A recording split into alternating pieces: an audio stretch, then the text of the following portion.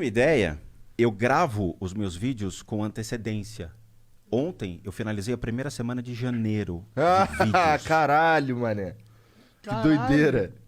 Finalizei a primeira semana, tá? Então, com todo tipo de vídeo. Eu tenho 34 playlists no canal e aí eu vou colocando conteúdo dentro dessas 34. Sejam as análises, seja desmistificando as crenças populares, um monte de coisa desse tipo. Ah, por um minuto eu confundi, na verdade. Achei que você tava falando que você ficava 5 horas estudando guitarra. Fico 5 horas estudando guitarra por dia. Sério? Sério. Eu achei que você tava falando... Agora eu confundi. Eu achei que você tava falando do teu canal. Pô. Não, Não, meu cara, canal. olha só, ele Tô grava. ficando- eu acho que eu tô me Ontem chapando. ele finalizou a gravação dos primeiros vídeos de janeiro. Por que Aham. que ele faz isso? Que aí ele tem, eu imagino, Tempo. tem um tempo livre, Ah, entendeu? entendi. Pra poder me dedicar aos estudos de música. Entendi. Então você é tipo o Renato Cariani, aquele cara que tem tudo... Foco louco. É, tudo certinho. É, assim, eu não conheço o Cariani. Eu preciso conhecê-lo. Aham. Cariani, É, eu Aqui, ó. conheci, tô fudido, mano. Cariani, vamos fazer o Projeto Spook 2021. Aqui, ó. Isso aqui, ó, essa meleca, essa pandemia me fez crescer 15 quilos. Ah, a culpa é da Tromba. pandemia, né? Cara, o mal sempre vem de fora, né? o mal vem Tô chama ligado. iFood. Os caras ficam me entuchando esses hambúrguer. Os caras chegam lá em casa com hambúrguer, eu não sei porquê, cara. Do nada. mano. Aí, ó, tem uns hambúrguer aqui do capeta. Antes eu treinava 1h30 por dia, 1 hora. Aí não dá, cara. Dá pra ver que você tem um bracinho aí legal. É. Ó, aí, Caralho, ó. ele é fortão mesmo. Fortão tipo, mesmo. Vai, tem o bucho agora, então a gente fala que é o Honda. Não, Vai. é. Ainda bem que eu não sou o Dalcin, cara. Pensou, ia ser... O cara tá passando fome ali, rapaz. Mas vamos lá, vou explicar pra vocês todo como surgiu a ideia do canal e tudo mais, tá? Eu sou formado em administração de empresas, fiz uma faculdade que é a Mauá, tá? De lá eu entrei direto no mercado de capitais. Então eu fui trabalhar como analista de investimento. Trabalhei em corretora, trabalhei em banco, trabalhei em empresas. Foram mais ou menos uma jornada de 17 anos dentro do mercado financeiro. Eu fiz pós-graduação em games. Que Então, maneiro. eu fui, maneiro. fiz 2 escolas de games aqui em São Paulo. Então, para trabalhar com desenvolvimento de ambientes. Então, vocês veem aquele símbolo Epic. Aham. Então, eu fazia aula com esses softwares da própria Epic Games, que é um Real Development Kit, para poder criar os ambientes, criar toda a arquitetura. O Depois Unreal é bem popular, né? É. A galera usa bastante. usa, mas agora ele virou pago. Antigamente era um software Entendi. mais barato, era gratuito e agora virou pago. Então ficou meio só para profissionais. Entendi. Ele Caras- tizou um pouco. É. Aí depois eu fiz, fui trabalhar como animador, então eu criei, por exemplo, o Autodesk Maya, fazia toda a parte dos bônus de esqueleto, comecei a entrar nesse esquema. Mas eu nunca fui bem de desenho, mas de criação de 3D eu mandava bem. Depois disso, eu fiz um MBA em finanças. Aí eu fiz na FIPECAF, ou seja, fui atrás de uma educação mais, vamos dizer assim, especializada para poder atuar na área.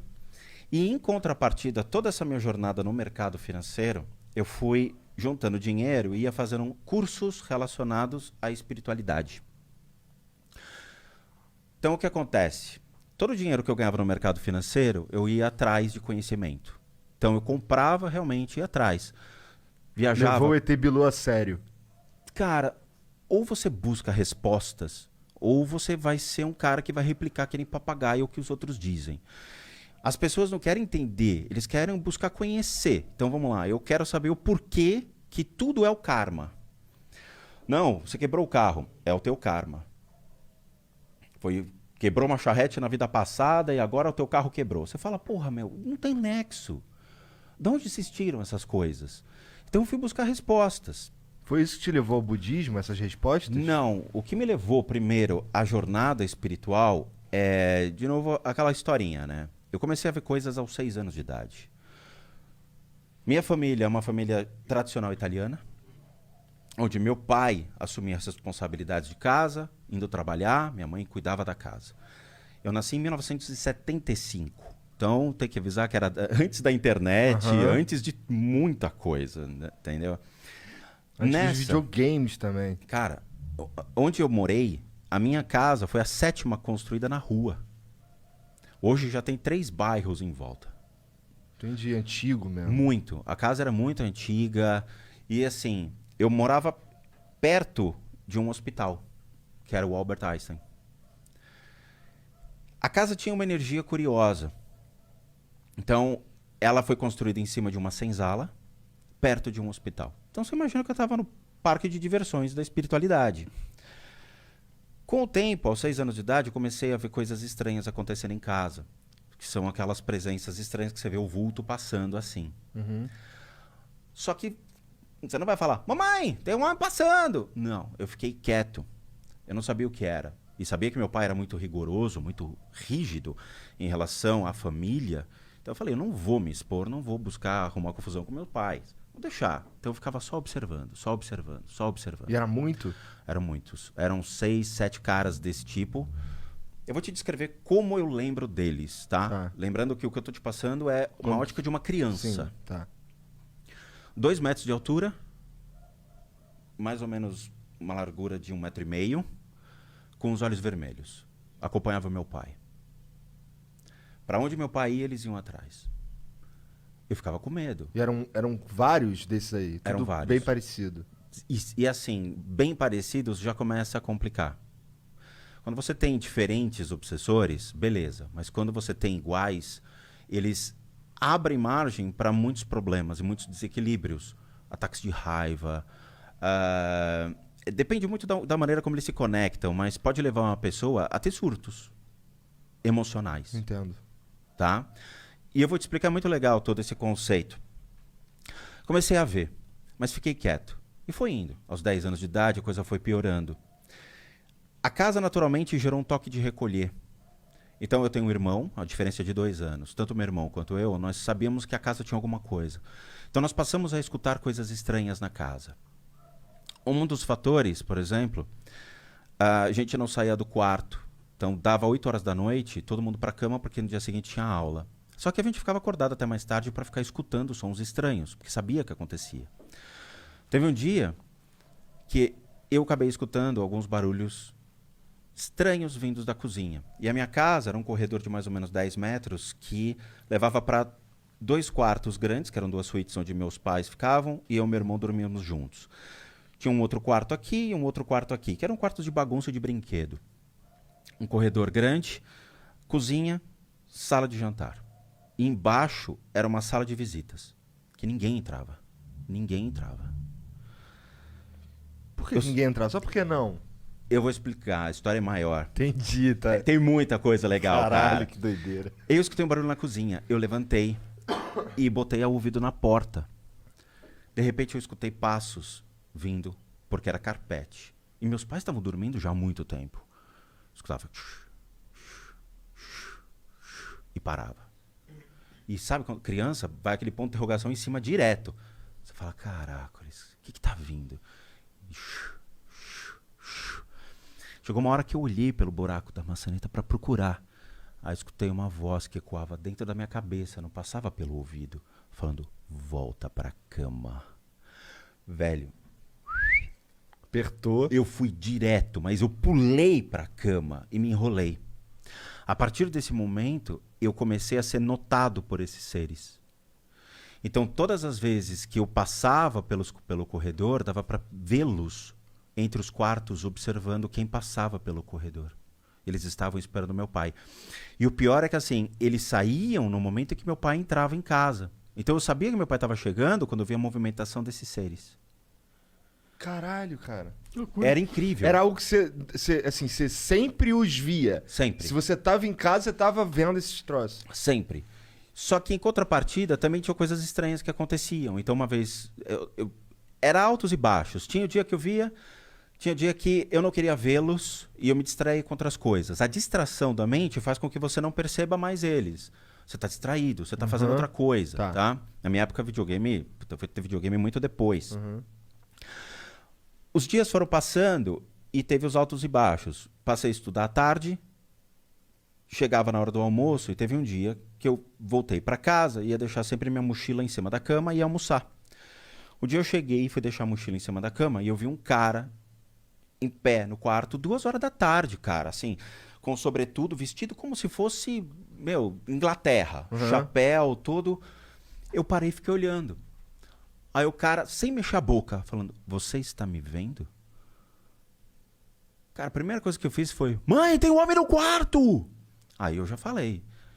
Minha mãe, obviamente, apareceu, não viu nada. E quando minha mãe chegou, já não tinha. Eu falei, cara, vou ficar quieto. É melhor ficar quieto. Aos 14 anos de idade, eu sofri um acidente de carro. Eu tinha um amigo, um vizinho que virou meu amigo, que morava na rua, na casa da frente. Era uma rua muito tranquila, a minha rua, cara. Não passava carro, não passava nada.